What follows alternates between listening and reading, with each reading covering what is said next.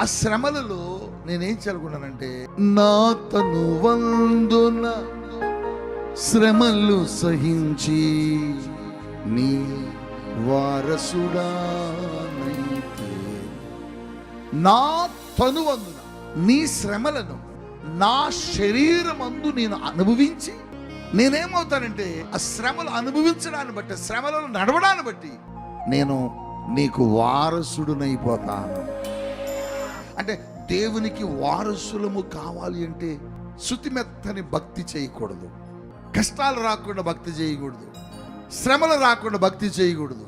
నిందలు వస్తాయి, అవమానాలు వస్తాయి, వ్యాధులు వస్తాయి, రోగాలు వస్తాయి. మనం ఎక్కడ చూసినా ఇబ్బందికరమైన వాతావరణంలో మనం వెళ్తా ఉంటాం.